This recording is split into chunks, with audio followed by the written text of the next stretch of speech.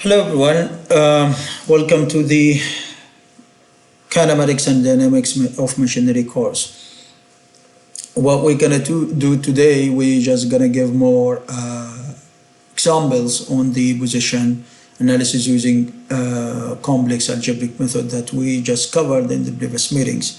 But let me go over the main point that we discussed so far related to this topic.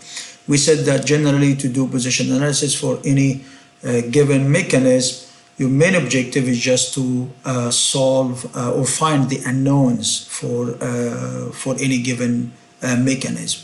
Our main focus so far is just on the position. Then what we're gonna do next in the other meetings is to cover and know how we can do velocity and acceleration analysis for the mechanism. But the procedure is going to be the same. The key either just to find the unknowns. This is the meaning of doing a position analysis or velocity or acceleration analysis for any mechanism. And we said that generally we are limited for just two unknowns. So we can solve this using the complex algebraic method for any, or even the graphical method for just two unknowns, since we're already working on planar kinematics of machinery. So we are limited of two unknowns, and these two unknowns it would be the position and the direction of any two given mechanisms. Of any one of the position vectors of the given mechanism. And we basically define for different cases for the different mechanisms that depend on the type, which are exactly the unknowns. The unknowns, it would be the position and direction of the same vector, or the position and direction of two different vectors. So we define four cases, and I advise you to stick to the procedure of solving solving the loop closure equation that would be formed by each one of these four different cases. It's going to be much more easy to hack and solve the problem. So what we're going to do here today is just we're going to give three more examples as more demonstration of over this topic. Then the next meeting we're supposed to start discussing the velocity and acceleration analysis, which is going to be a normal extension of what we covered so far. So let us consider this given mechanism, and this is going to be exercise 1. For this mechanism, we do have a crank, which is the length AB, and connecting rod or link between points B and C, and there is a slider that it moves over the horizontal direction as shown here in the figure. And as you can see, there is 1 inch as offset distance as a vertical distance between point A and C.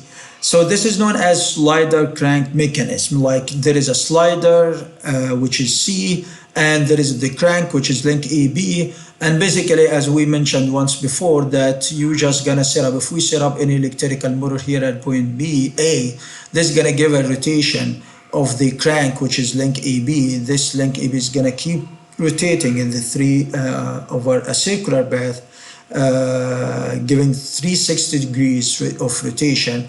And at the end, we're gonna end up with a kind of reciprocity motion of the slider C. Our main target is to form the loop closure equation as given here and solve for the position of the slider. But this position should be identified as a function of θ2.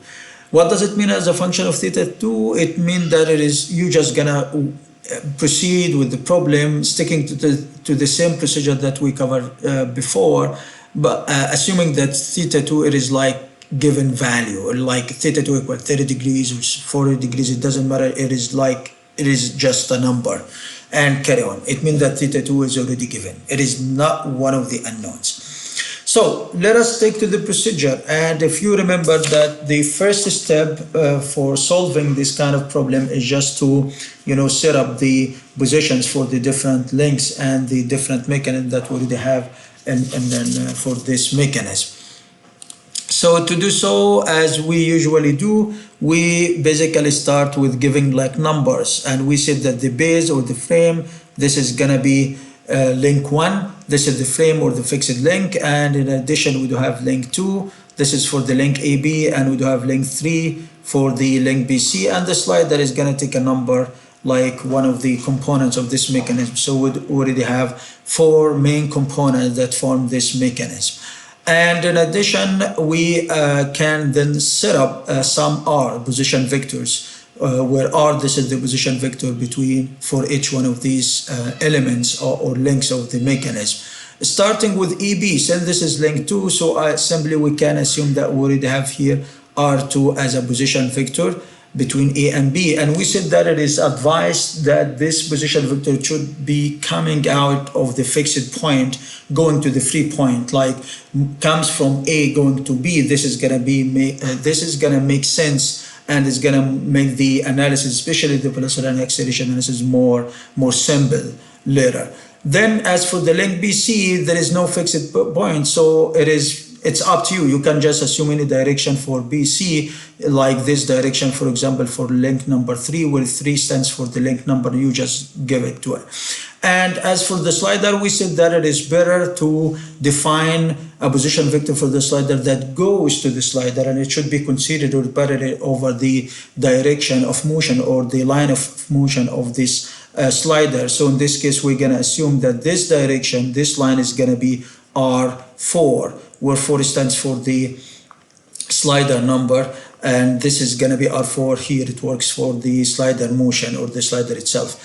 And in addition, as we discussed before, if we start from point A, keep going in this direction to point B, so we're going to have R2, then we're going to have in the same direction R3, then we're going to have here R4, which is the 4th position vector. So this is not a closed loop. The loop should be closed. So to close the loop, we have to close this line. So this is going to give an extra position vector, which basically not one of the main components of the mechanism, but we have to consider this one as R1, and we said that this is known as the R offset. This is the position vector for the offset distance.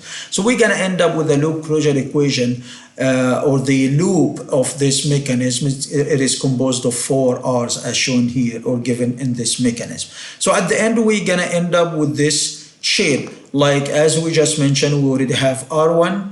Well, we can simply assume that this is point O, like any fixed point, and this is point A, and R2 should come out of point A going to B, then B to C. We can have R3 and R4 as we just set up before.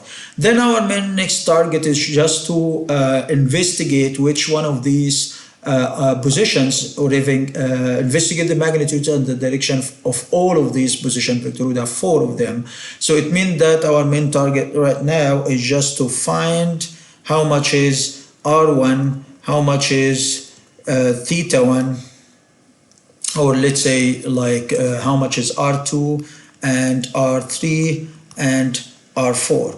Where these are the magnitudes of these position vectors, and how much is theta 1, how much is theta 2, how much is theta 3, how much is theta 4.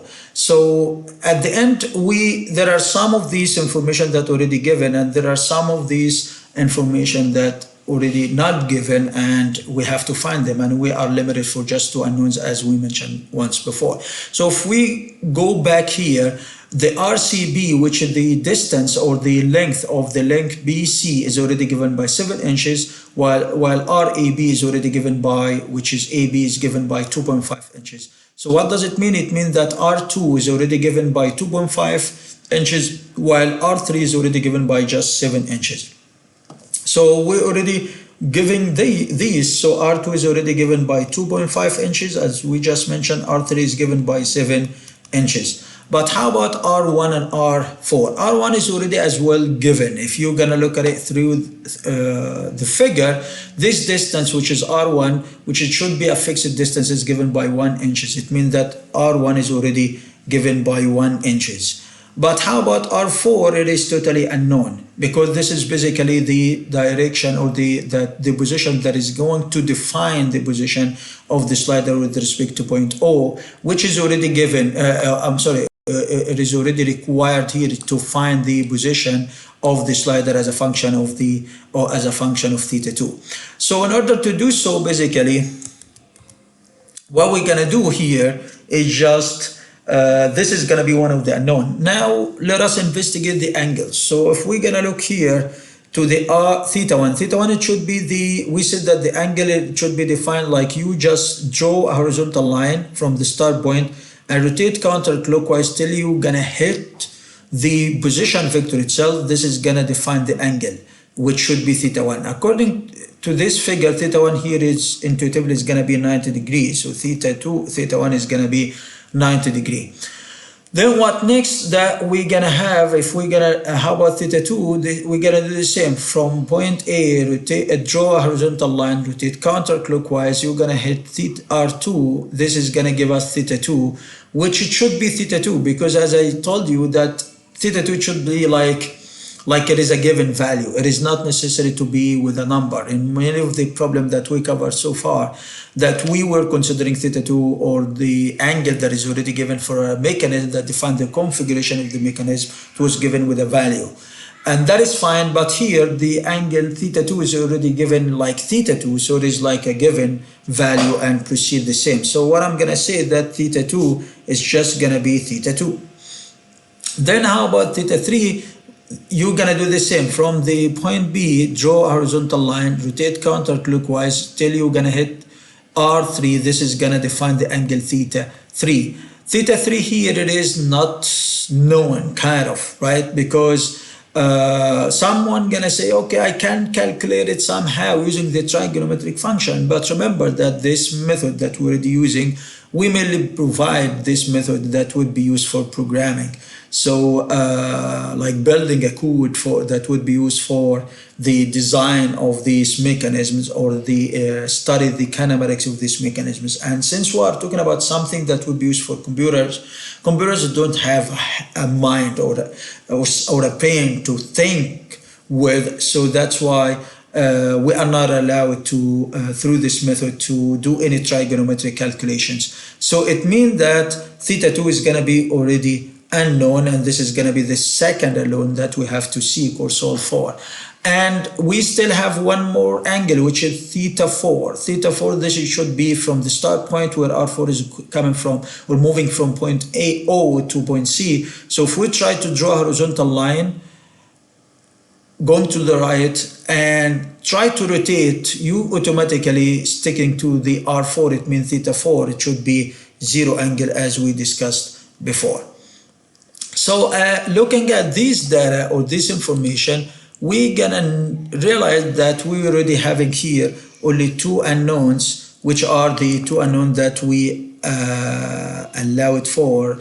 And our main objective to do position analysis is just to find theta 3 and R4. And to do so, basically, the first step, if you remember, that is just to form the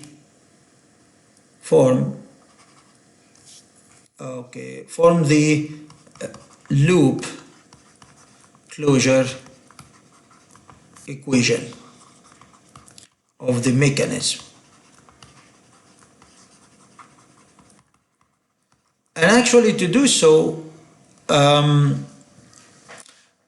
we already have here 4 R's, so which are that already rotating in the same direction. You're gonna find that R1 is going in the same direction as R2, in the same direction as R3, but R4 is going in the opposite direction, so it should be on the other side, like the right hand side in this case.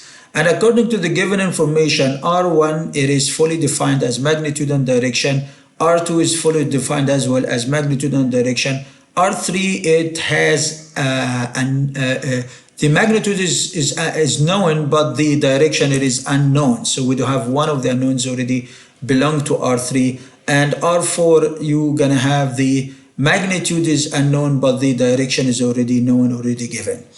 So looking to these data here, we're gonna realize that this should be case number 3. This is case number 3, as the case is one of the cases that we discussed in case that you have a position and the direction of two different vectors. So this belongs to case 3. So my advice is just to stick to the procedure of solving the equation for case 3, the loop closure equation, which start basically we have to decompose or rewrite again all these position vector in the exponential form. So we're gonna have here R1 EI theta 1 plus R2 EI theta 2 plus R3, I'm sorry, this should be R lowercase 3I theta 3 equals R4 EI theta 4. Then the next step is just to divide this whole equation, this equation, by the exponential term of the position with the unknown magnitude. So again, we're gonna define this whole equation by the exponential term of the, or exponential value of the magnitude with the unknown, of the vector with the unknown magnitude. We're gonna divide this equation by the exponential term of the vector with the unknown magnitude. Which one of these positions has unknown magnitudes is this position R4. So we're gonna divide this equation by EI theta 4, which is the exponential of I theta 4. So dividing this equation by EI theta 4, all the terms will be divided by I theta 4. Why EI theta 4? Because this is the vector 4, this is the one with unknown magnitude. So dividing, actually we're gonna end up into this form as R1 EI theta 1 negative theta 4 plus R2 EI theta 2 negative theta 4 plus R3 EI theta 3 negative theta 4, and this is automatically, because this term will be cancelled with this term, so this is going to give us R4. Now what we're going to do, we're going to work right now over this equation. This is going to be the new form of the equation, the loop closure equation. Our main target right now is just to decompose or rewrite this equation one more time, but in the exponent, using the trigonometric function, the cosine and the sine here. So we're gonna have here R1 cosine the theta 1 negative theta 4. Remember there is one bracket here, or parentheses, in this way. Okay, it is kind of crazy, I know. So plus I theta sine theta 1 negative theta 4 plus R2, open the square bracket, cosine of the theta 2 negative theta 4 plus I sine the theta 2 negative theta 4 plus R3, open the square bracket, we're gonna have here the cosine of theta 3 negative theta 4 plus the I sine theta 3 negative theta 4 equals R4. As you can see that all the cosine terms are the real terms, while the sine term they already the imaginary terms. So what we're gonna do next is just as usual, just decompose the equations into the real part and the imaginary. The real part is going to take the cosine, so this is going to be R1 cosine theta 1 negative theta 4 plus R2 cosine of theta 2 negative theta 4 plus R3 the cosine of theta 3 negative theta 4 equals R4. Intuitively, this R4 is just real, there is no imaginary for this term, and let us give it, this is like equation 1. Then we're gonna move to the imaginary part here. So we're gonna have R1 is gonna take the sine theta 1 negative theta 4 plus R2 sine the theta 2 negative theta 4 plus R3 the sine of theta 3 negative theta 4.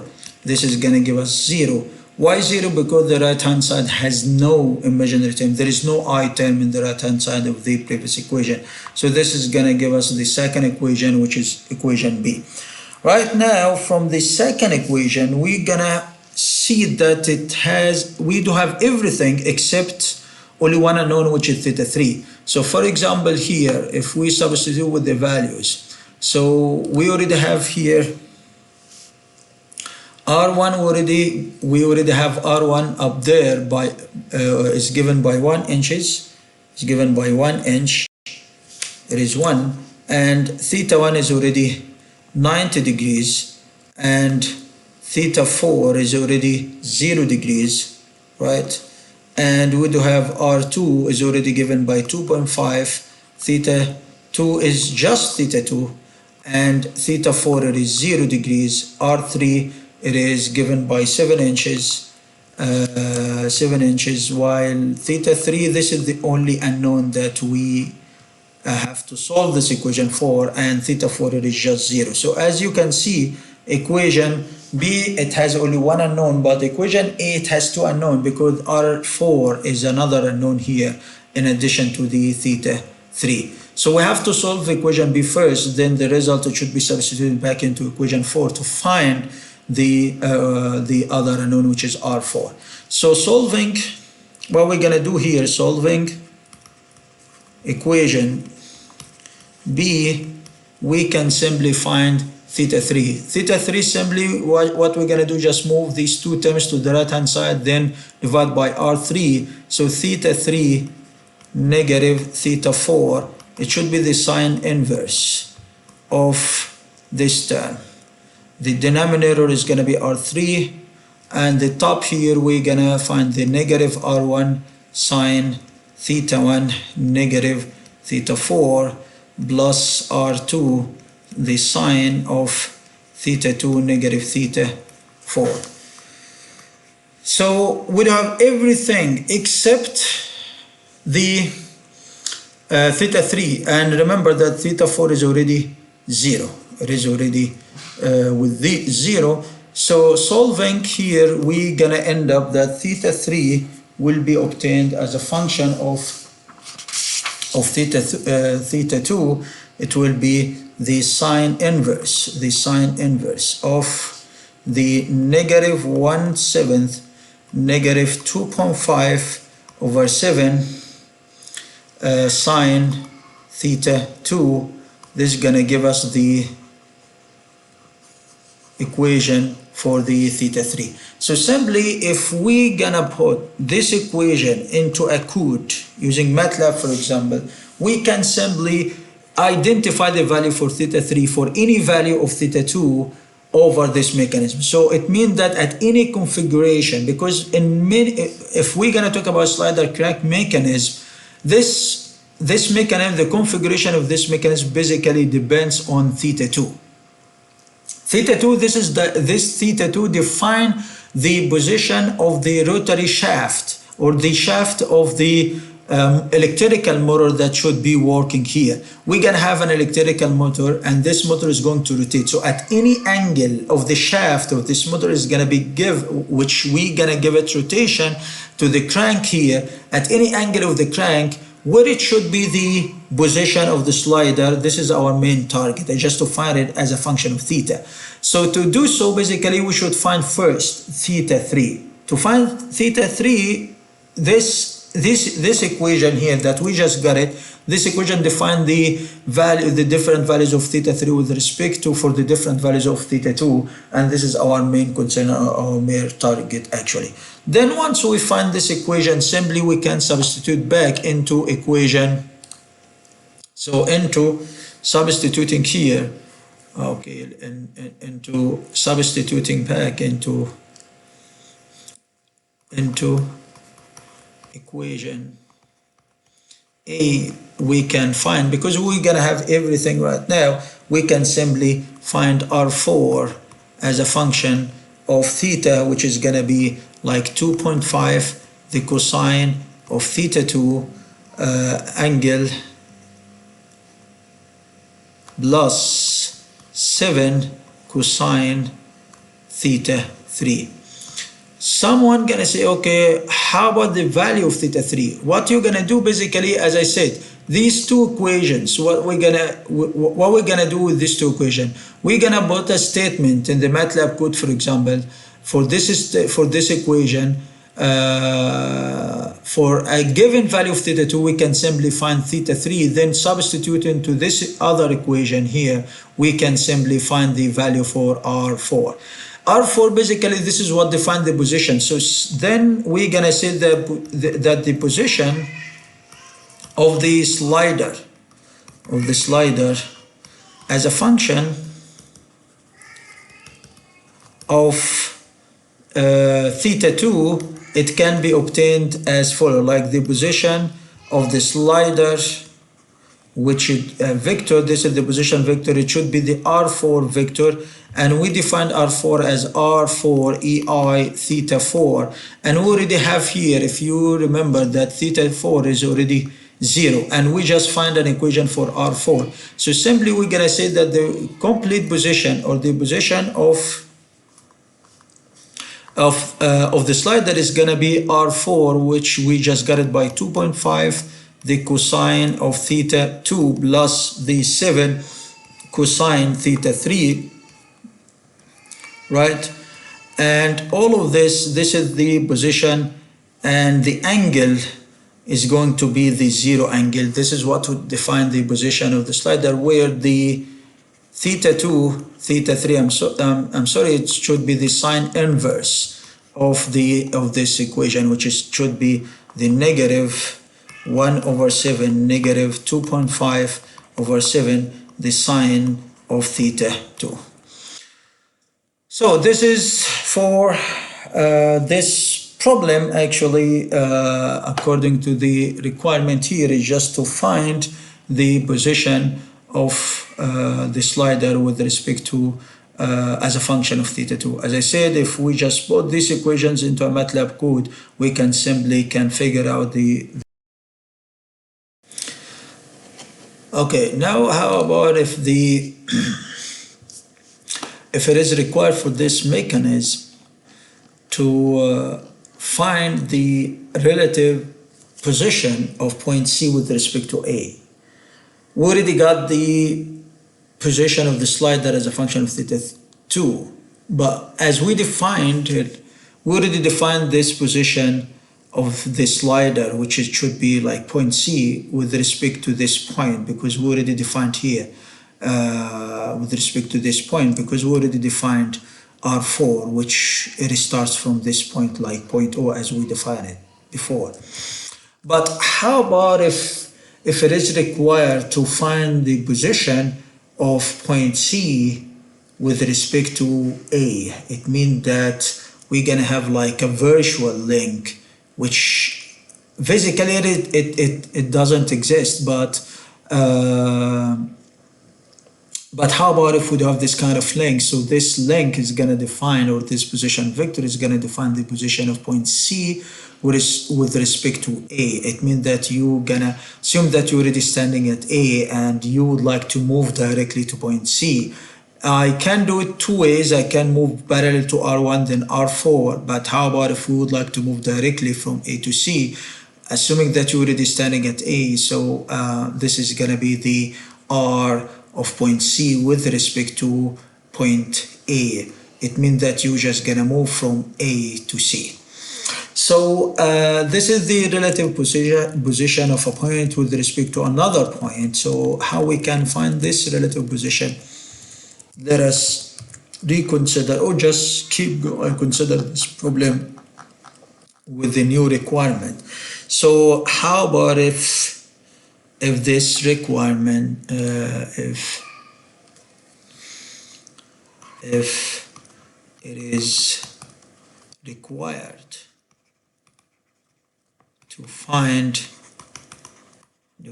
position of point C with respect to point A, which basically we can write as C relative to A as a vector. So we're just gonna assume that you're already moving from A to C. It means that we have to set up R5, another position vector for this vector, because it is not considered to any one of the four vectors that we defined before. We defined here R1, R2, R3, R4, and R5. This is going to be the new position vector that we are going to set up. To find R5, basically, R5 it belongs to two loops as shown here. It belongs to the R4, R3, R5 loop, and there is another loop like loop 1 and loop 2. So it's up to you. You can consider either loop 1 or loop 2 to find R5. But in my point of view, the easiest one or the simplest one is the loop 1, because loop 1 already having R1 and R4, the angle for R4 it is 0 and the angle for R1 it is 90 degree. These angles are much more practical than the other angles. So if we decided to find R5, which is the position of point C with respect to A, we can easily find it using like clue 1. Another thing that would be considered, and it's going to be interesting here, that R5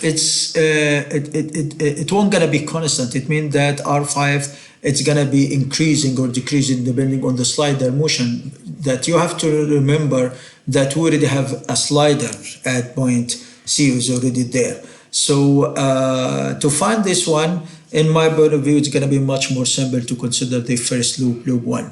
So to do so, let us just stick to the procedure. The first step actually is just to form. So step 1 here, looks like you're already solving a new problem. Step 1 is just form the loop closure equation for this mechanism. So this loop closure equation is going to be simply, we already have 3 R's, R1, R5, and R4. As you can see that R1, R5 already rotating or moving in the same direction, but R4 it is the one in the opposite direction. So you're going to have here R5 as a vector plus R1 as a vector equals R4 as a vector.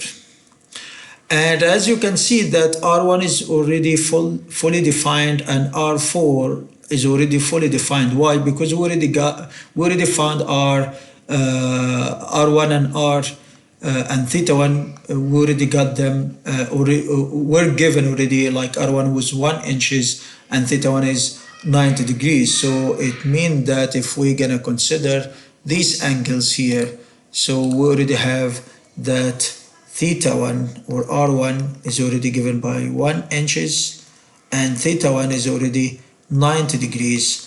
How about R4? We already got it. And theta 4, it is already 0 degrees. R4, we already got it in equation star, which is this equation. If we're gonna look to this equation, this is gonna be R4, this is equation star, this one. We already got this equation. So it means that we already have R4. How about R5 and theta 5? These two are two unknowns for this position vector. It means that it is this should be case 1 according to this is gonna be case 1. This is gonna be the first case, that you're gonna have a position vector that is completely undefined, and we have to figure it out or just find its unknowns, which are the theta 1 and R1. So to solve this one according to case 1, if you remember that we can directly decompose or rewrite again the loop closure equation using the trigonometric functions. Like we can write this one as R5, the cosine of theta 5, and there is a square bracket here, plus I sine theta 5 plus R1, and there is, I'm sorry, this should be cosine, the cosine of theta 1 plus I sine theta 1 equals the R4, the cosine of theta 4 plus I sine theta 4. Then what next? We, according to case 1, that we can decompose this one into real and imaginary part. The real part is going to take the cosine, so it's going to be R5 and R5. And remember, as we mentioned, that it is better, we have to isolate this unknown in one side. So it is better to move R5 to the other side and move R4 to this side, or just move R1 to the right hand side. So what we're gonna do, I'm gonna do it here. So I'm gonna have here R5, the cosine of theta 5, the cosine of theta 5, and I'm gonna skip this sign because this is the imaginary part, and I'm gonna move R1 cosine theta 1 to the right hand side. So I'm gonna have here negative R1 the cosine of theta 1 plus R4 the cosine of theta 4, and this is gonna give me the first equation as equation A. Then I'm gonna consider now the imaginary part. The imaginary part is gonna take the cosine, so it's gonna be R5. It's gonna take the sine theta 5. This should be theta 5, not theta 4.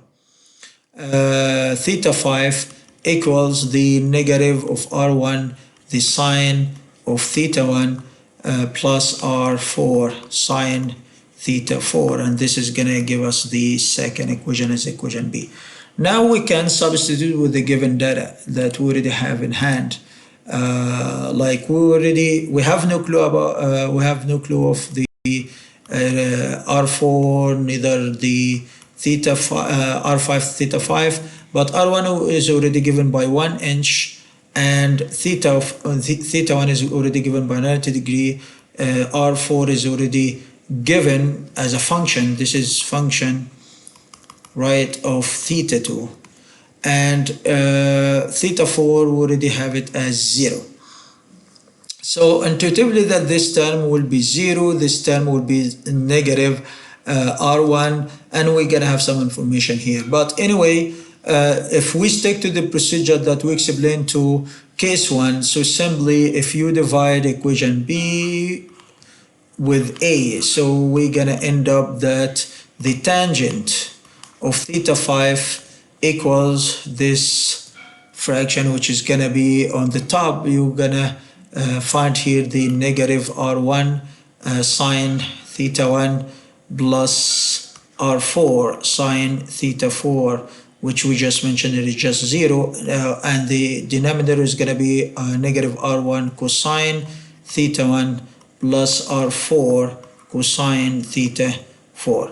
Then you can substitute with all the data to find theta 5. It's going to be the tan inverse of this term, which is going to be the negative of R1 sine theta 1.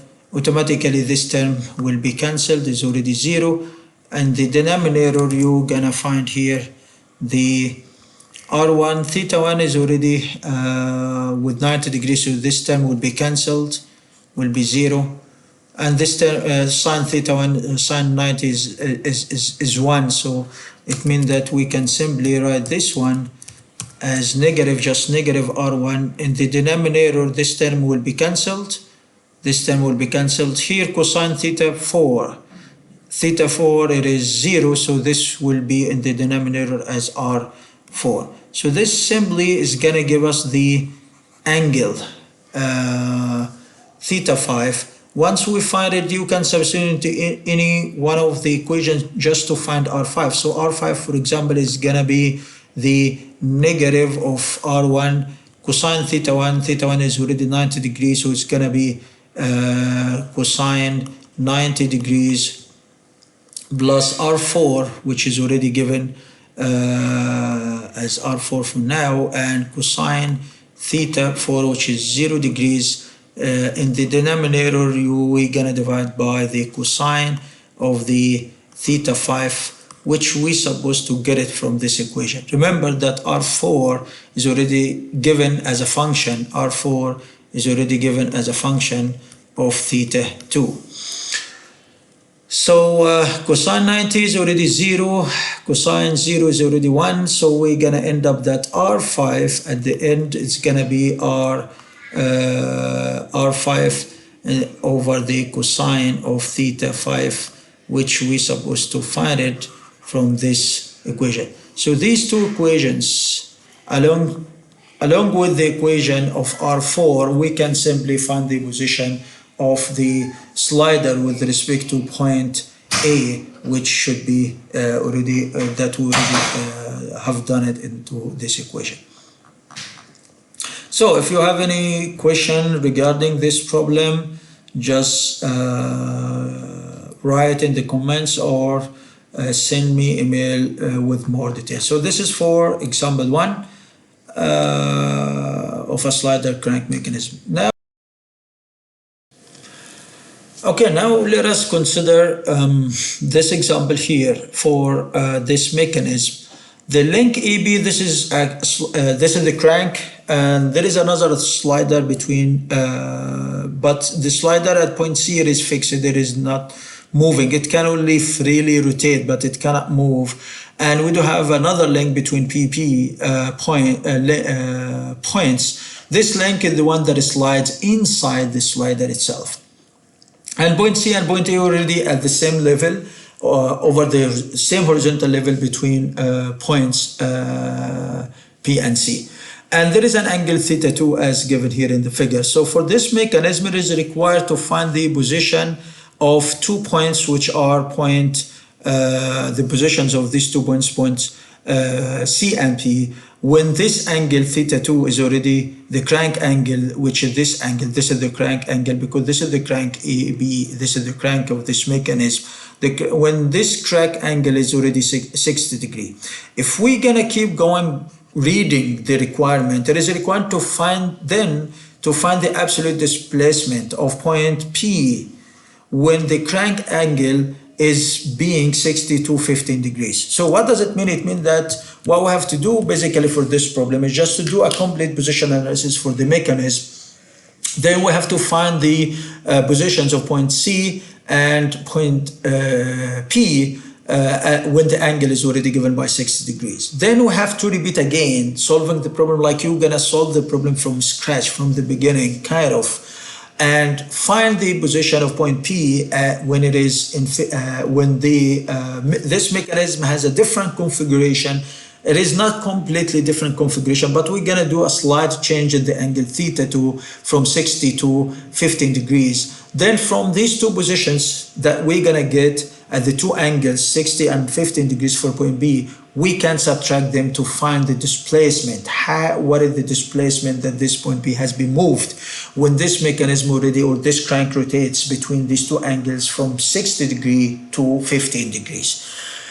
Actually, to do it in this way and to it's gonna be a long trip. It's gonna take time because to solve one time for the 60 degree, then repeat again the same problem for the 15 degree, it is a long trip. So there is a shortcut that we can do. How about if we can solve this problem as we did the previous one, but in this case, we are just gonna consider theta 2 as just theta 2. We won't gonna assign a value for theta 2, and instead we're just gonna consider theta 2 as theta 2 and find everything, some equations already like the positions of point P as function of theta 2. Then once we find this function or this simple equation, we can substitute one time for theta equals 60 degrees to find the position, one position, and repeat again and substitute for the 15 degree, we're going to end up with another position. Subtract, simply we're going to find the absolute displacement, and this is the main objective basically to do it. So this is my advice, and this is what we basically going to do for this problem. But as I said, you can choose the long trip. You're gonna spend the whole day to find the problem, but there is this way, as I mentioned, just assume that theta 2 is just theta 2. Don't assign values for theta 2. Do it the same as I just did it in, for the previous example, example 1. So again, to do it, let us stick to the procedure. The first step is just to assign numbers for the different components and elements and links of this mechanism. So the ground or the frame, this is the ground, this is the fixed link or the frame, which is, we normally give it a number as 1. And then we do have the crank, which is AB. It's gonna take the length 3 and link 2, and link 3, this is the link BCP. And we do have the slider, which is gonna be link 4. And then we have to set up some position vector. The first one is gonna be R2 over the link number 2, which is the crank. And it is advised, as we mentioned, that this one, it should be comes out projected from a fixed point like point A going to B. Then as for this BC or PP, actually there is link number 3.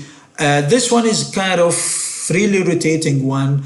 and you can assume any direction. Someone can say, okay, it is better to assume this one and going to the slider, or like in this direction, it doesn't matter. Anyway, we are just assuming directions. You can assume any direction, but the direction that I recommend make the analysis more simple in terms of the calculation and makes sense when you study and investigate the mechanism itself. So let us assume that we do have R3 between P and C. Even R3, it can be extended, by the way, up to point P. But for now, we're going to exclude the portion PC because this is going to be outside the loop that we are going to consider for the first position analysis for the mechanism, where we're going to have here R1, which is the frame. This is the third position. So we're going to end up with a loop. This loop is going to be the R2, R3, and R1 loop. And the portion PC will be excluded out of this loop for now, but we're going to include it in another loop to find the position of point B, because this is one of the main requirements of this problem. So now we have to form, so we're going to end up with this loop, which is R2, this is R2 and R3 between P and C, and R1 as we already explained before. So now let us form the loop closure equation for this mechanism. So the loop closure equation, and this is going to be the first step, is just to write the loop closure equation of the mechanism, right? Just stick to the procedure. So the loop closure equation here is going to P to B. We already have R2, R1 and R3 already rotating in the same direction. So R1 vector plus R3 vector, they already rotate in the same direction, but R2 is rotating in an opposite direction as R2 vector. Now we have to investigate the values of the magnitudes and the directions of these different vectors. So generally we do have here three vectors, which are the we already have here R1, and we do have R2 and R3, the magnitudes, and we do have theta 1 and theta 2 and theta 3. How about R1? R1, this should be the position or the distance between A and C. As shown here, as given here, the R between C and A, it is already given by 40 millimeters. So it's already given by 40 millimeter. How about R2? R2, this should be the distance between A and B. So AB, RBA or AB is already given by 20 millimeters. And R3, this should be between B and C, and RBC, it is not given. These are the given information or the given data here. So there is no distance, or the distance between B and C, it is not given. So indicate that this is one of the unknowns. So we already have R3 is one of the two unknowns that we already limited for. And then we have to investigate the thetas. Theta 1, there should be the direction of position 1, which it should be 0, as shown here in the figure. We said that we start from the draw from the start point, a horizontal line going to the right, then try to rotate counterclockwise. We already sticking to the R1, so it means that theta 1 is already 0. But theta 2, it's gonna be, you just gonna draw a line from the start of R2, rotate counterclockwise till you're gonna hit R2. This is gonna give us theta 2. And we said that don't assign a value for theta 2. It is advised to do so for this problem, and instead just carry on with theta 2 like a theta 2 and find everything as a function of theta 2. Then at the end you can substitute. Then how about theta 3? We're gonna do the same. We're gonna start, the start point is already point C. I'm gonna draw a horizontal line, rotate counterclockwise, and then you're gonna find theta 3. We have no clue about theta 3. It is not given here for this mechanism. So as we mentioned before, that we are allowed for just two unknowns. Now we can directly apply. So R1 is already fully defined.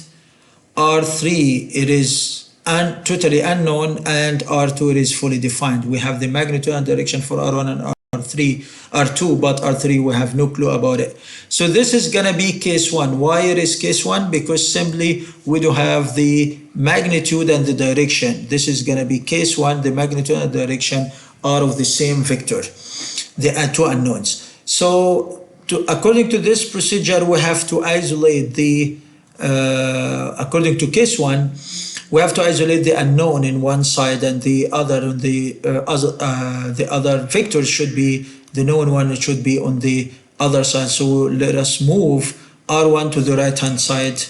R1 is going to be moved to the right hand side. So this should be R2 vector negative R1 vector. We just move R1 to the right hand side. Then what we're going to do, we're going to decompose or rewrite again these vectors into the trigonometric function, trigonometric form. So we're going to have R3, the cosine of theta 3 plus I sine theta 3 equals R2 sine cosine theta 2 plus the I sine theta 2 negative R1 the cosine of theta 1 plus I sine theta 1. Then what we're gonna do, we're just gonna decompose it into real and imaginary part. The real part is gonna take the cosine R3 cosine theta 3 plus, it should be equal to R2 cosine theta 2 negative R1 cosine, the cosine of theta 1. Cosine of theta 1, and this is gonna give us equation A. Then we're gonna write the imaginary part, which is gonna be R3 sine theta 3 equals R2 the sine of theta 2 negative R1 sine theta 1, and this is gonna give us the second equation, which should be equation A. Then what we're gonna do, we just divide B over A equations.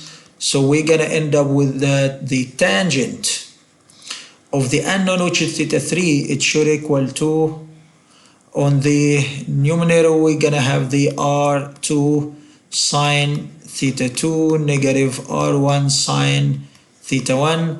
In the denominator we're gonna find R2 cosine theta 2 negative R1 the cosine of theta 1.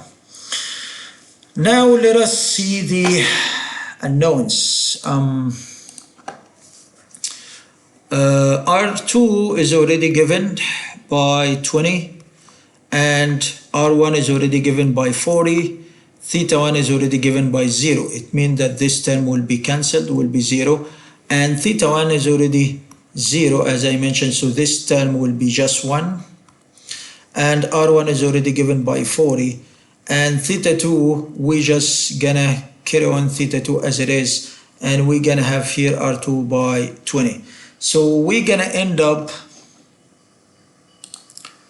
with this equation for theta 3. So at the end we're gonna say that theta 3 equals the tan inverse, the inverse tan of the 20 sine theta 2 negative 0. On the denominator we're gonna find here the 20, the cosine of theta 2 but negative 40. This is gonna give us one equation, and we're gonna give this equation as equation 1 here. So this is the first equation for theta 3. What we're gonna do right now is just to find R3. So for R3, substitute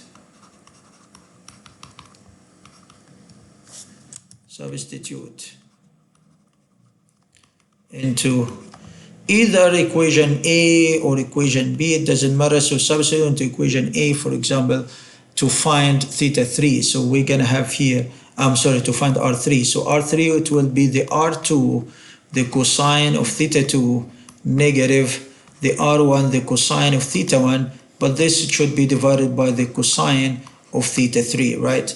And how about the values? We already have all the values here. For R2, it is already given by 20, and theta 2 is already just theta 2. R1 is already given by 40, and theta 1 is 0, meaning that this term is just 1. And theta 3, this is the theta 3 that we just got it from equation I.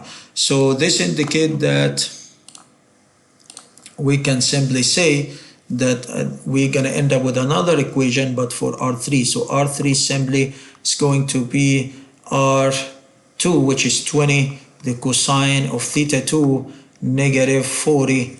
In the denominator, we're going to find the cosine of theta 3 that we just got it. So these two equations, we can use them simply, equation 1 and equation 2, to substitute once for theta 2. If we substitute for theta 2 equals 60 degree, we can simply find the position of point C. So simply we can say that to find here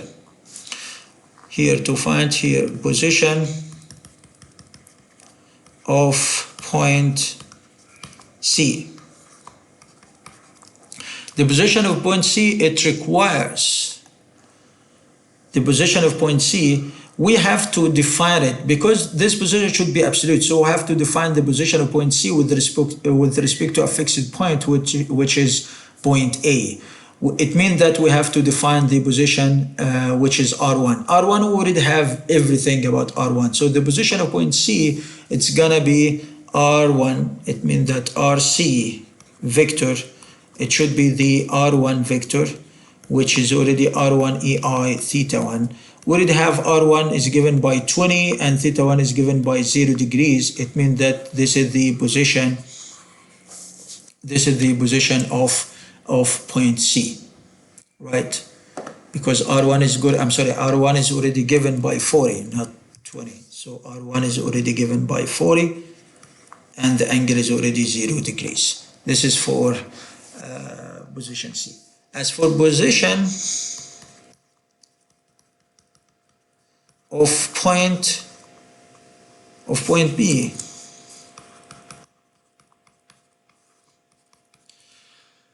do you think that we don't have any information that would describe the position of point B?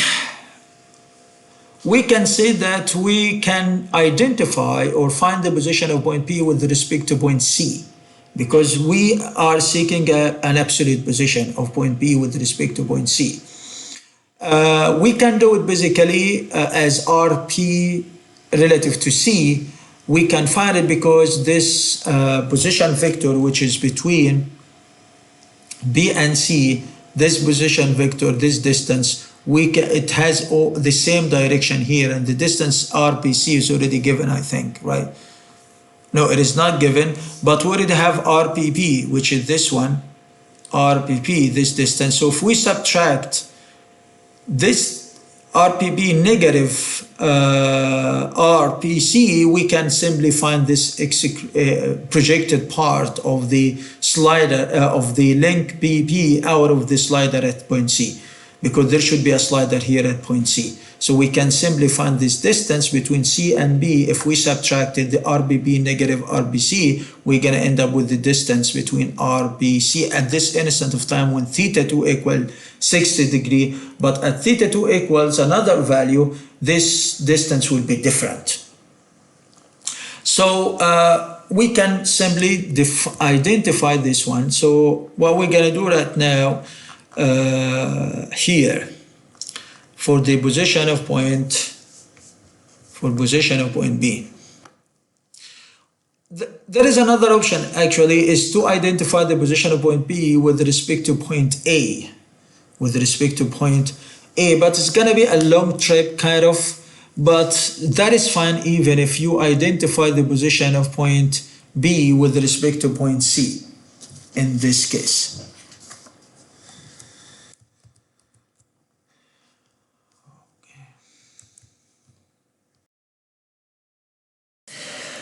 All right, so this is for the position of point C, and actually this position of point C is very simple. It doesn't require all of this procedure basically, because point C is already defined with respect to point A. The distance between A and C, it is fixed distance, and R1 is already given here, which is CA is already given by 40 millimeters, and R1 it is theta 1 is already 0, so we can simply identify the position of point C with respect to A, which is very simple.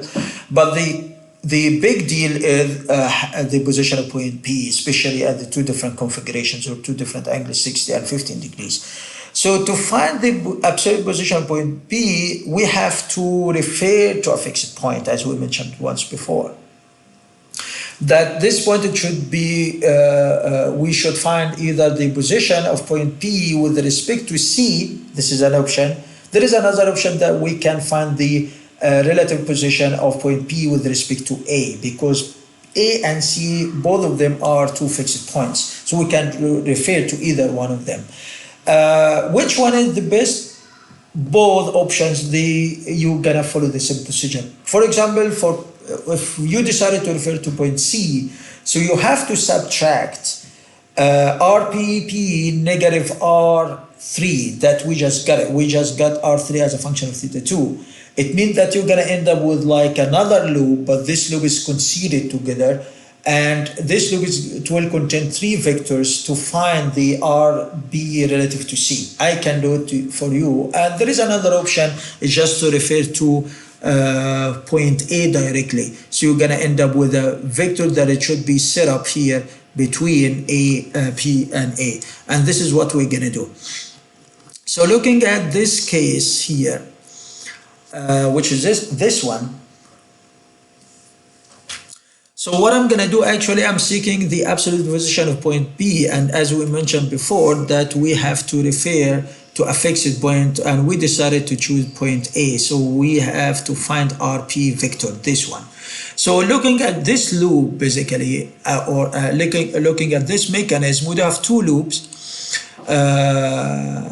which is the first loop that we just finished. But this first loop that include R1, R3, and R2, this one does not include the RP, and we are seeking the position vector RP. And we do have another loop, which is this small loop that include the R1 and the small portion from P to C, in addition to R1 and RB, which is this R2 loop 2.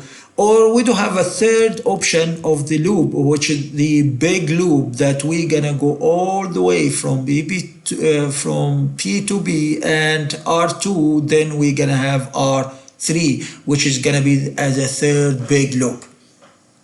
And this is what we're gonna consider. Why? Because we have everything about P, and we do have R2, everything about R2, theta 2 is already given, just theta 2, R2 is already given. The distance between P and P, this big length number 3 is already given up there. And the angle theta 3, we just got it as a function of theta 2. And the only unknown is going to be, in this case, is just RP. But if you decided to choose, for example, loop 2, which is this one, we're going to stick here. The number of unknowns will be higher than 2. Why? Because the distance, this distance is unknown. In addition, you have no clue about the theta nor the position, neither theta nor the position or the magnitude of RP. So we're going to end up with 3 unknowns if we decided to work with loop 2. 3 unknowns, this unknown will be, again, the distance between B and C and the distance between B and A, in addition to the angle for RP. So this will be 3 unknowns. So we're going to stick here and we're going to able to proceed. So the only option that we have is just to choose the overall loop, which is this big loop. So we're going to consider that we do have R2, and there is another vector, a position vector between P and P, and the other vector, which is RB. So these are this is the loop that we are going to consider in this way. So here what we're gonna do, we're just gonna find the position, or in other words, to be more accurate, this is the absolute position, absolute position of point P. So we decided that we're gonna set up RB vector, which it should be RP relative to A, and since A is a vector that is constant, we have to move from A to P, as we mentioned. This is gonna be equivalent to just RP vector that as we defined here. So looking to this mechanism right now, we do have three position vectors, right? As we agreed, we do have R2 and we should have R3 and RP and theta 2 and theta 3 and theta P. Agree? As for R2, this is the distance between A and B, which is given up there. We already have our AB or PA is already given by 20 millimeters. And so we're gonna use this one as 20 millimeter down there here. This is for R2, 20 millimeters. How about R3? R3 should be between B and P, the big length, the overall length of the length number 3, which is already given. RPB is already given by 65 millimeters. We won't gonna use R3 as we just got it here. Don't confuse yourself, because this R3 that we just got it here, this R3 is just between B and C, but we are seeking BP, which is already given by 65 degree. So this RP, which is gonna be in this case R3, is already given by 65 millimeters. But we have no clue about RP, which is this distance. And how about theta 2? Theta 2, it should be this angle, the angle from the start point, rotate counterclockwise. This is gonna give us theta 2. And theta 2, we agreed that we just gonna consider it as theta 2. We're gonna find everything as a function of theta 2. Theta 3, it should be the angle from the start point here, which is this point. If we draw a horizontal line going to the right, rotate counterclockwise, this should be the angle theta 3. Again, this theta 3, we got it. We got theta 3 here as a function of theta 2 through equation 1. We already got it through this equation I or equation 1. So it means that we do have here, this one, it should be a function of theta 2, and we already got it through equation 1. How about theta B? Theta B should be unknown. We have no clue about theta B, but remember that theta B, you should start from the start point, going to the right with the horizontal axis, then rotate counterclockwise till you're gonna head to the vector itself. Should be theta B, and this theta B is unknown for us. So these are the two unknowns. So if you decided to set up the position vector, if you decided to set up the loop closure equation here, the loop closure equation for this loop, it's going to be, we're gonna have here R2 going in this, RP and R3 are going in the same direction. RP as a vector going in the same direction as R3, and the one that is going into the opposite direction is R2, so that's why it's going to be on the other side, the right-hand side of the equation. We have no clue about the magnitude, neither the direction of the position vector RP, but the magnitude and direction for R3 is fully defined. For R2, the position and direction, the magnitude and direction of R2 is already fully defined. So this is again case 1. So as for case 1, as we mentioned, that we should have the unknown position vector. It should be in one side and the other should be in the other side. It means that we're gonna move R3. So we're gonna end up with RP as a vector. It should equal to the R2 as a vector, negative R3 as a vector. And in this case,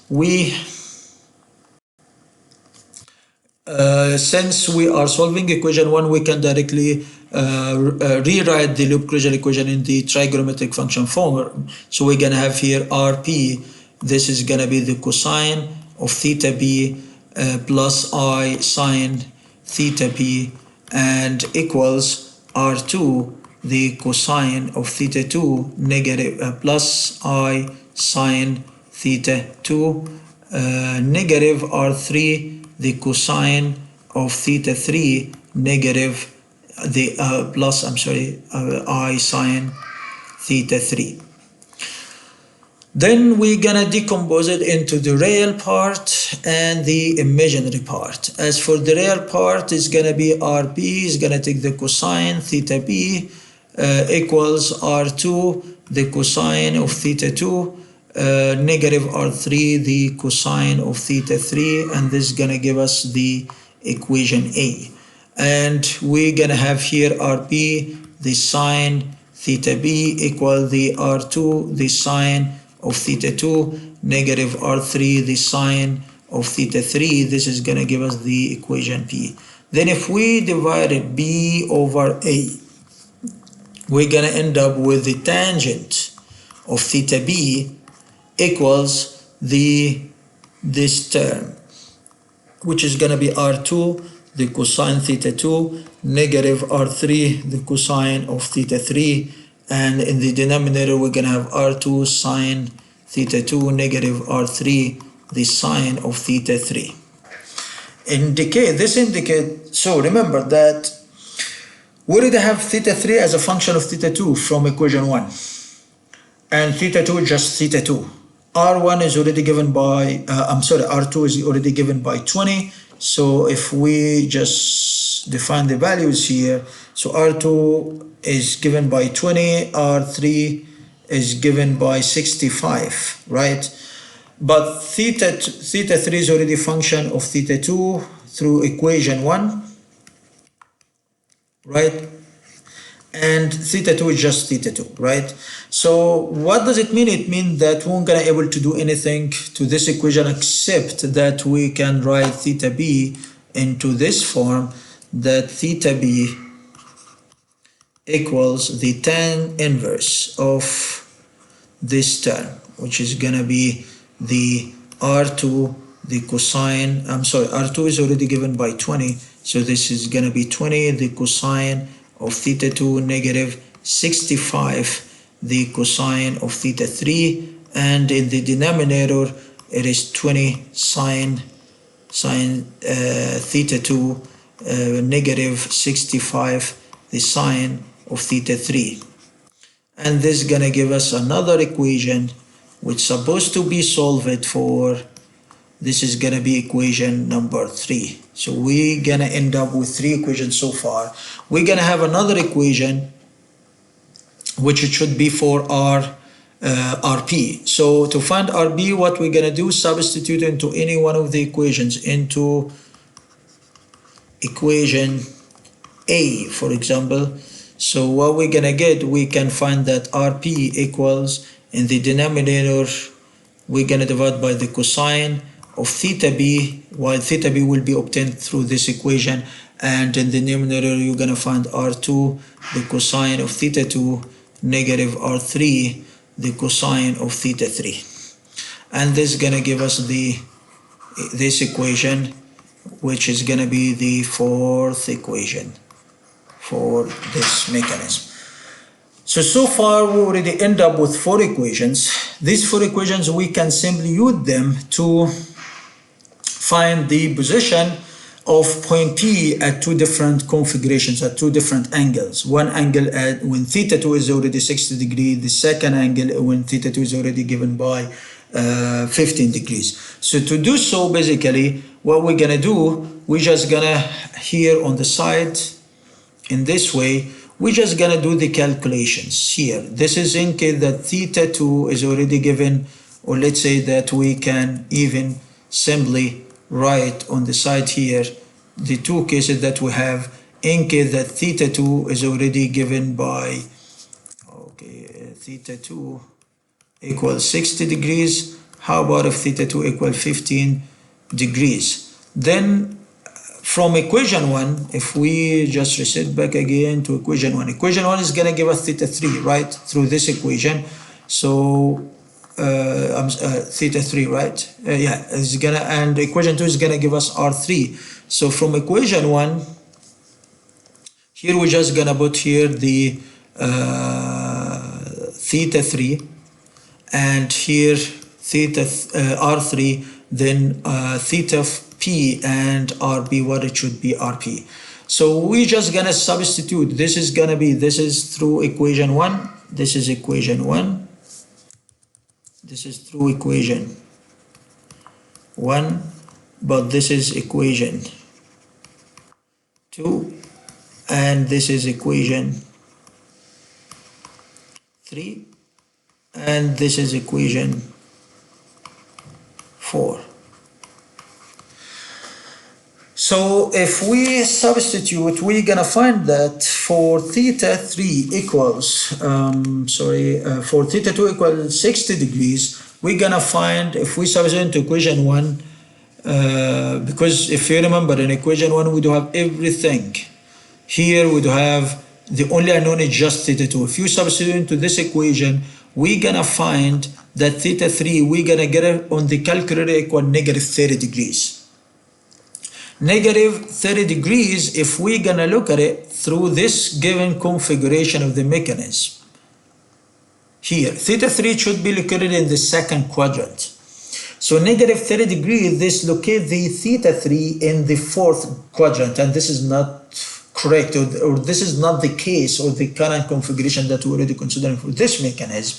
So what does it mean? It means that we have to add 180 degrees over the negative 30 to end up that theta 3 equal 150 degrees to be located correctly in the second quadrant for the given mechanism. So what does it mean? It means that I'm gonna say that theta 3 will be obtained as 180 degrees, negative 30 degrees, which it should be the 150 degrees. This 150 degrees, this is the value of the theta 3 that we have to use. So we're gonna say that at the end, we do have 150 degrees for theta 3. When you do the calculation through equation 1, we're gonna get theta 3 over the calculator will be negative 30 degrees. Negative 30 degrees, it means that it's going to be located in the fourth quadrant. So this is not the correct side. It should be on the other side. So we have to add 180 degrees over the negative 30 degrees. So we're gonna end up that the correct direction of the angle theta 3, it should be the 150, which is gonna be the 150 is 180 plus negative 30 degrees, which is just 150 degree. And this is that's why this explains why it is 150 degrees. Then we gonna substitute for R3 into equation 2. If we're gonna look to equation 2, we do have everything. Theta 2 it will be 60 degrees, theta 3 we're gonna get it. We got it by 150 degrees. Substitute, you're gonna end up with R3 will be 34.64. Will be in this case 34.64 millimeters for sure. How about theta b? The same, substitute into the third equation. We got theta 3 with 150 and theta 2 is 60 degrees. Theta 2 is 60 degrees. We do have everything. Substitute, you're gonna end up with theta b from equation 3. We're gonna get it by how much? Let me look to the calculation. Over the calculator, we're gonna get it by negative 12.89 degrees. So if we're gonna look to theta b, this indicates that it should be located in the fourth quadrant because the angle it is negative 12.89 degrees. But looking up to the given mechanism, theta b should be located in the fourth quadrant. So theta b, if you just consider it as negative 12.89, it is fine. Or even you can just add 360 degrees to this value to end up with 347.1 degrees. This is for theta b is fine too. It means that theta b, if you just consider that theta b equals negative 12.89 or degrees, or there is another option which is just subtract 360 negative 12.89, this is gonna give us 347.1 degrees. Either options are fine, or just to define in both cases already the angle is already located in the fourth quadrant, and that is fine.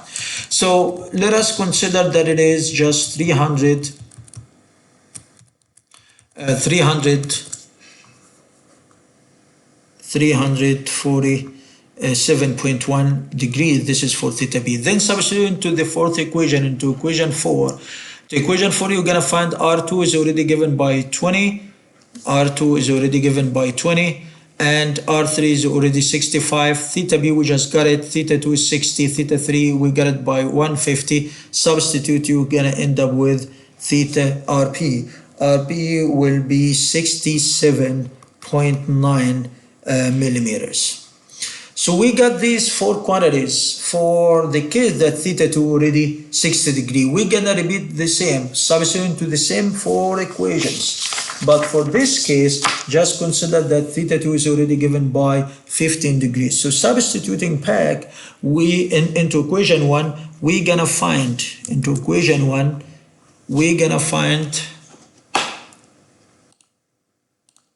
so this is for theta 3. For theta 2 equal 15, theta 3 will be, we're gonna find it by 165.95 degrees. And as for R3, we're gonna find it by how much? I didn't calculate it because we weren't gonna need it in this case. I didn't calculate R3 because at the second case we don't need it. I just need, because R3, this R3 we weren't gonna use it, neither this one. So that's why I didn't calculate this one. But anyway, if you would like to calculate, no problem. Then how about theta B? Theta B, we're just gonna get it here by 352.66 degrees. And as for the RP, we got it by 82.99 millimeter. So given these two cases, so simply the delta RP, which stands for the displacement, the absolute displacement between the two positions, it should be the absolute value of the difference between RP vector when theta 2 equals 60 degrees negative the RP vector when theta 2 equals 15 degrees. So look at this equation, how much is this RP? So we already got this one, RP, we got this RP as how much for theta? It is 67.9 times the cosine of theta P, which we got it, theta P plus I sine theta P, negative this value, which is 82.99 times the cosine of theta P plus I sine theta P, where you should understand that theta B here, it is 347.1 degrees, and while theta B in this case it is 352.66 degrees. So if you substitute here, you're gonna end up just subtract, calculate the cosine term and the cosine term and subtract the sine term and sine term and subtract. So we're gonna end up with two terms. One term times the cosine. We're gonna end up with two terms, one real term plus I, there is another term. So this should be the real term and this should be the imaginary term. Then if you, from these two terms, we can simply calculate the magnitude of delta RB, which it should be the square root. Let us assume that this is like A and B. So we're gonna end up with A square plus B square, which should give us the magnitude. And the angle, it should be the angle theta, it should be the tan inverse of the B value over the A value. This is how we can find the displacement. So simply we can do it. If we did it, you're gonna end up with 16.74, and the angle, it should be in this case 15.77 degrees. This is gonna give us the displacement, the absolute displacement of the point B when this mechanism moves or the angle theta 2 changes between 60 to 15 degrees. This is gonna be the total displacement that this point will travel between these two different angles or two different configuration. This is for this problem. All right, so let us consider the last example of today's lecture, which is for two sliders, and there is a link between them as shown in the figure. one slider at point A, and there is another slider at point B, and there is a link between them connecting these two sliders at A, which is AB. And the slider B is moving horizontal over the horizontal direction, but slider A is already moving over an inclined surface with an angle psi, which is already given, while phi angle, which is already given by 45 degrees, but the psi angle is already given by 15 degrees as shown in the figure. So it is required to write the loop-Kruger equation for this mechanism and solve it analytically for the position of the slider A. Given that the RAB is 200 millimeters and the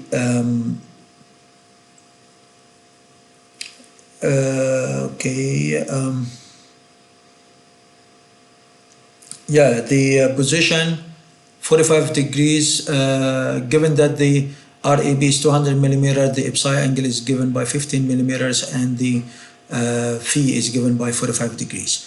So the question is how we can set up the loop closure equation for this mechanism. Basically, as we usually do, the first step is just to number the different mechanisms or the different linkage in the mechanism. So we do have, this is the frame, which is link 1, the ground, and we do have link 2, and that's it. This is link 2, which is link AB. So if we decided to set up a loop for this one, what do you think? One of the things, basically, we said that we have to set up one R in the same direction of motion of the slider. And since we already have another slider, and so we're gonna have there is another R in the same direction of motion of the slider, and we advise that this R, it should be going to the slider. So there should be R here, and there should be another R that is already going to this slider, right? And there is another R, which is position vector, that is going to be set up between A and B as between A and B link as shown here in the figure. So we're going to end up with this is going to be the loop, and there is like a virtual point that is going to be shown up here at this point. This intersection point, you should understand that this point is a fixed point. It won't gonna move, because simply this point is the point of intersection between the two R's for the two sliders as shown here in the figure. So it means that at the end we're gonna end up with a position, we're gonna end up with the mechanism in this way, that we're gonna have one R, which is R4 for the slider A, and there is R2 for the slider B, and there is R3, which is for link AB. You can even just name the slider, these R's any number, like you can say, like for example, R1, R2, R3. It doesn't matter the number that you just gonna give to the slider. And this angle here, which is phi, is already given by 45 degrees. And you should understand that this psi angle is given by 15 degrees. And let us proceed as we usually do. The first step for this mechanism is just to write and mainly this is the first requirement, which is just write the loop closure equation of the mechanism. As for the loop closure equation, we do have three R's, but we have to work on these, the values of these, the magnitudes and the directions of these R position vectors. So we're gonna have here R1, and there is no R1 actually. We start from R2. It is kind of confusing, I know, but you can just give them numbers the way that you want. So this is R2, and there is R3, and there should be R4. For R1, which should be the distance between point O and B, but we have no clue about this R2, so it is unknown. R3, there should be the distance between A and B, and RAB is already given by 200 millimeters here, right? So what we're gonna do, it means that R3 is already given by 200 millimeters, but we still have no clue about the value of R4, which should be the distance between O and A. It is unknown, Then we do have theta 2 and theta 3 and theta 4. How much is theta 2? Theta 2 should be, you should start from the start point, move in the, let us have another color so it's going to be clear, like green. So we should start from the start point, draw a horizontal line, rotate counterclockwise direction. We won't gonna rotate anything because we already taking over, or we already considered over R2. It means that theta 2 is already 0. Then it is already 0 degrees, and so this is gonna be 0 degrees. As for theta 3, it should be the angle from the start point. This is the assumed direction of R3. You can assume the direction of R3 in the opposite direction. It's up to you, the way that you want. Then if you draw a horizontal line, then try to rotate counterclockwise direction till you hit R3, you're gonna end up with theta 3. So as according to the figure, theta 3, it should be the 180 degrees negative 45 degrees, which gonna give us the 135 degrees. As for R4, it should be the angle from the start point. This is the start point of R4, it goes in this direction. So from this point, we're gonna draw a horizontal line, rotate counterclockwise. You're gonna, till you hit R4, you're gonna end up with theta 4. So theta 4 here, we have to do kind of calculations to figure out theta 4. So if you decided to consider theta 4 as unknown, we're gonna end up with 3 unknowns, which make the problem complicated, and in other words, we're going to able to solve the loop closure equation in this way. So it means that we have to get rid of one of these unknowns, and the only unknown that we can get rid of is the theta 4. So it means that that is fine in this case to use the trigonometric concepts to calculate a value for theta 4. Theta 4 can be simply calculated from the psi angle that is already given. This angle was given by 15 degrees, already given. So if we're gonna look to this angle in comparison to this angle, you will realize that this angle is still also the 15 degrees. So we already have the angle theta 4 equals to 15 degrees as shown here. Then now we can write the loop closure equation for this mechanism. Then we can solve the loop closure equation as we did it before. So which vector already rotating in the same direction? You're gonna find that R2 vector is already rotating in the same direction of R3, but R4 is the one that rotates in the opposite direction. And how about R2? The magnitude of R2, it is unknown. The direction of R2, it is given. But how about the direction, the magnitude of R3, it is given, the direction of R3 is given, the magnitude of R4, it is unknown, but the direction is already given. So as you can see, we do have R2 and R4, R2 and R4 are two unknowns, and these are two magnitudes of two different position vectors. So this should be case number 2, as we discussed in the previous meetings. So as for case 2, just stick to the procedure that you're going to find in lecture notes number 2, or even in the previous lecture as we discussed it. So the first step is just to rewrite again all of these position vectors in the exponential form. So we're going to have here R2 EI theta 2 plus R3 EI theta 3 equals R4 EI theta 4, and this is gonna be like, you can even just give it a name like equation 1 if you wish. Then what we have to do is just to divide all of this equation, all the terms, over the exponential form, over the exponential term of one of the unknown vectors. Like we do have two unknown vectors with two unknown magnitudes, I mean R2, R4. So you can substitute all the terms, divide all the terms by the exponential term of R2 vector or R3 vector. Either one is going to give the same result anyway. So for example, we can divide by by let's say the exponential form of theta of r4, for example, or just r2, it doesn't matter. So I theta 4, and we're gonna divide I theta 4. So this term will be cancelled for sure with this term. So we're gonna end up with r2 ei theta 2 negative theta 4, and plus r3 ei theta 3 negative theta 4, and theta 4 equals r4. So we're just going to end up on the right hand side with just r4. Then we're going to decompose as usual, decompose the equation, split it into real and imaginary parts. So we're going to have here the r cosine theta 2 negative theta 4. As you can see, I skipped one step, that instead of writing the equation into the trigonometric function as cosine plus I sine theta, I skipped one term. Then we're gonna split it into real and imaginary parts.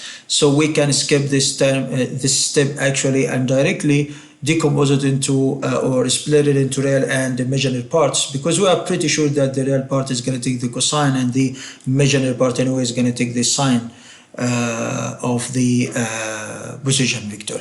So this is going to give us r2 cosine theta 2 negative theta 4 plus r3 the cosine of theta 3 negative theta 4 equals r4, and we're going to give it like equation A.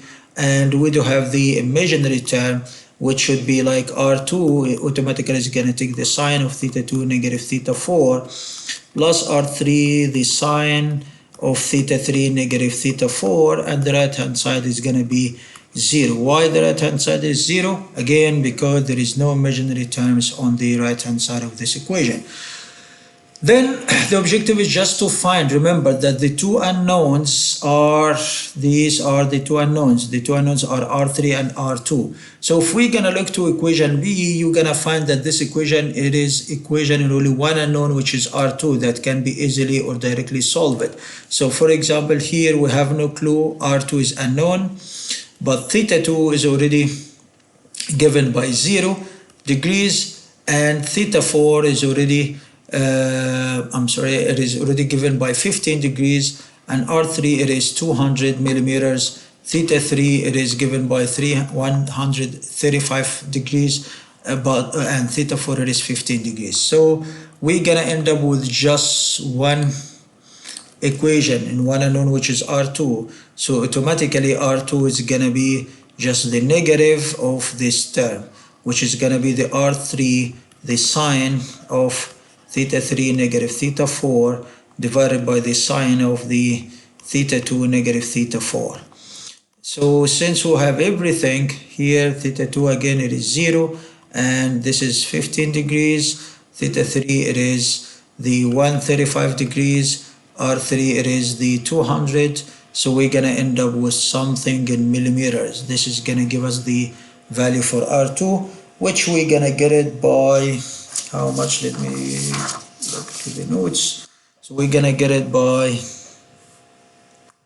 66.9.21 millimeters. This is gonna be the R2.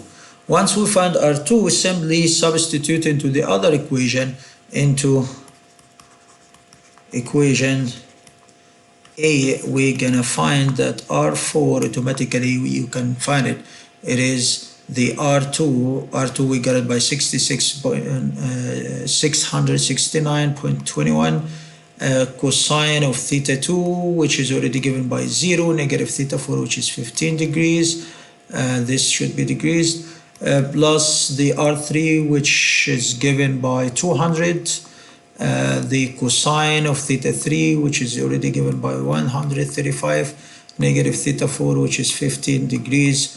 This should be, if you just if we done the calculation, R4 it's gonna be 546.4 millimeters. So these are the unknowns, and we should be done of the position analysis of this mechanism. But remember that it is required to write the loop closure equation. Anyway, we wrote this equation, and we have to solve it analytically for the position of slider A. So what is the position of slider A? there should be absolute position. It means that we have to refer to a fixed point, and the only fixed point that we have in this mechanism is this point, which is this point O. This is the only fixed point.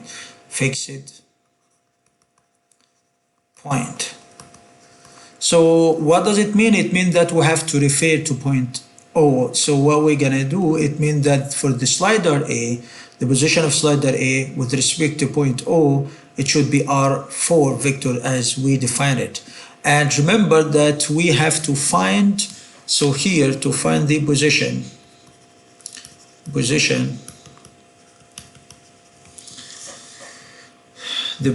of the slider A, it should be the RA relative to O vector, and this should be moving from O, like you're gonna move from O going to A.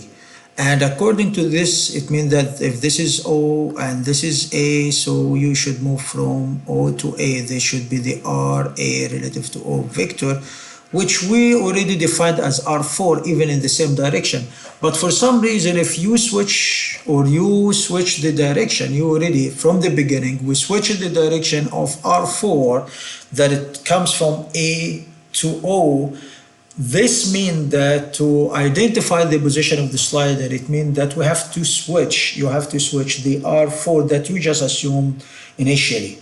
To switch the direction of any vector that is already considered, you just add 180 degrees over its angle. This is going to give us the direction or the vector, but in the opposite direction, which is very simple. But here we're going to switch because we're still having the same direction. So it means that the RA relative to A vector, it should equal to the R4 vector, which we just got it as R4 EI theta 4.